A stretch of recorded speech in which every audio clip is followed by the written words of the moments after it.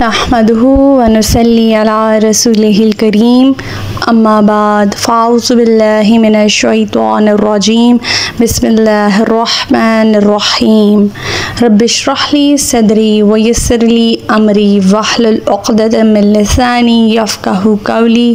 السلام علیکم ورحمۃ اللہ وبرکاتہ۔ صراط مستقیم میں آپ سب کو خوش آمدید۔ پچھلے سبق میں ہم نے پڑھا تھا کہ اللہ تعالیٰ فرما رہے ہیں کہ جو لوگ بری چالیں چل رہے ہیں، کیا وہ اس بات سے بے خوف ہو گئے ہیں کہ اللہ انہیں زمین میں دھنسا دے یا ایسی جگہ سے ان پر عذاب آ جائے جہاں سے انہیں وہم و گمان بھی نہ ہو، یا چلتے پھرتے ہی انہیں پکڑ لے۔ یہ لوگ اسے عاجز کرنے کی طاقت نہیں رکھتے۔ اللہ تعالیٰ فرماتے ہیں یا انہیں وہ عذاب اس طرح پکڑے کہ وہ کمزور ہوں اور تباہ ہو جائیں، بلا شبہ آپ کا پروردگار ترس کھانے والا، رحم کرنے والا ہے جو انہیں مہلت دیے جا رہا ہے۔ پھر اللہ تعالیٰ فرماتے ہیں کہ کیا ان لوگوں نے اللہ کی پیدا کردہ اشیاء میں سے کسی چیز کو بھی نہیں دیکھا کہ اس کا سایہ کیسے دائیں سے بائیں، بائیں سے دائیں اللہ کے سامنے سجدہ کرتے ہوئے ڈھلتا رہتا ہے، اور یہ سب چیزیں انتہائی عجز کا اظہار کر رہی ہیں۔ آسمانوں اور زمین میں جتنی جاندار مخلوق ہے اور فرشتے بھی، وہ سب اللہ ہی کو سجدہ کر رہے ہیں اور کبھی تکبر نہیں کرتے۔ ہمارا آج کا سبق آیت نمبر 51 سے لے کر آیت نمبر 55 تک ہے، تو آج کا سبق شروع کرتے ہیں۔ بسم اللہ الرحمن الرحیم۔ وَقَالَ اللَّهُ لَتَتَّخِذُوا إِلَٰهَيْنِ اثْنَيْنِ إِنَّمَا هُوَ إِلَٰهٌ وَاحِدٌ فَإِيَّايَ فَارْهَبُونِ۔ اللہ تعالیٰ نے فرمایا ہے کہ دو الہ نہ بناؤ، الہ صرف ایک ہی ہے، لہٰذا مجھی سے ڈرو۔ اگر ہم نبی پاک صلی اللہ علیہ وسلم کے دور کو دیکھیں تو وہاں پہ مجوسی مذہب جو ہے وہ بھی بہت رائج تھا۔ یہ لوگ سورج کی پوجا کرتے تھے اور آگ کی پوجا کرتے تھے، اور اپنے آپ کو سیدنا نوح کا پیروکار بتاتے تھے اور باقی سب نبیوں کے دشمن تھے۔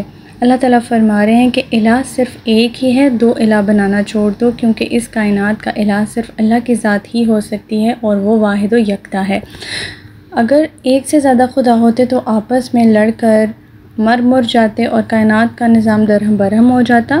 اس لیے یہ ممکن ہی نہیں ہے کہ دو خدا ہوں یا دو سے زیادہ خدا ہوں جنہوں نے کائنات کا نظام بنا رکھا ہو۔ آیت نمبر 52۔ وَلَهُ مَا فِي السَّمَاوَاتِ وَالْأَرْضِ وَلَهُ الدِّينُ وَاصِبًا أَفَغَيْرَ اللَّهِ تَتَّقُونَ۔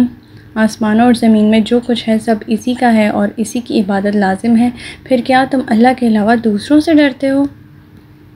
آیت نمبر 53۔ وَمَا بِكُم مِّن نِعْمَةٍ فَمِنَ اللَّهِ ثُمَّ إِذَا مَسَّكُمُ الضُّرُّ فَإِلَيْهِ تَجْأَرُونَ۔ تمہیں جو نعمت بھی مل رہی ہے وہ اللہ کی طرف سے ہے، پھر جب تمہیں کوئی تکلیف پہنچتی ہے تو اسی کے آگے چیخ و پکار کرتے ہو۔ حاجت روا اور مشکل کشا صرف اور صرف اللہ تعالیٰ کی ذات ہے۔ اللہ تعالیٰ فرماتے ہیں کہ جب تمہیں کوئی مصیبت پڑتی ہے تو اللہ تعالیٰ کی طرف سے ہی تمہیں نجات ملتی ہے، اور اللہ تعالیٰ کی طرف سے ہی وہ نعمت تمہارے لیے ملتی ہے اس تکلیف کے عوض۔ لیکن پھر تمہیں جب وہ نعمت مل جاتی ہے تو تم اللہ تعالیٰ کو بھول کر، اللہ تعالیٰ کا بجائے کہ تم شکر گزار بنو، اللہ تعالیٰ کے سامنے اللہ تعالیٰ کے ساتھ شریک بنانے بیٹھ جاتے ہو اور دوسروں کو کہتے ہو کہ انہوں نے ہمیں یہ چیز دی ہے یا کوئی نعمت دی۔ انسان کی اصل فطرت اللہ کے سوا کسی دوسری ہستی کو مالک ذی اختیار نہیں جانتی، لہٰذا پکارنے کے لیے، مشکل کشائی کے لیے صرف اور صرف اللہ کی ذات کو ہی پکارنا چاہیے۔ آیت نمبر 54۔ ثُمَّ إِذَا كَشَفَ الضُّرَّ عَنْكُمْ إِذَا فَرِيقٌ مِّنْكُمْ بِرَبِّهِمْ يُشْرِكُونَ۔ پھر جب وہ تم سے اس تکلیف کو دور کر دیتا ہے تو تم میں سے کچھ لوگ اپنے پروردگار کے ساتھ شرک کرنے لگتے ہیں۔ آیت نمبر 55۔ لِيَكْفُرُوا بِمَا آتَيْنَاهُمْ فَتَمَتَّعُوا فَسَوْفَ تَعْلَمُونَ۔ تاکہ اللہ نے جو کچھ دے رکھا ہے اس کا شکر ادا کرنے کی بجائے اس کی ناشکری ہی کریں۔ اچھا کچھ دیر مزے اڑا لو، عنقریب تمہیں حقیقت معلوم ہو جائے گی۔ یعنی اللہ تعالیٰ فرمانے کہ مصیبت کے وقت اللہ تعالیٰ نے مدد کی، تکلیف ہٹائی، نعمت سے نوازا۔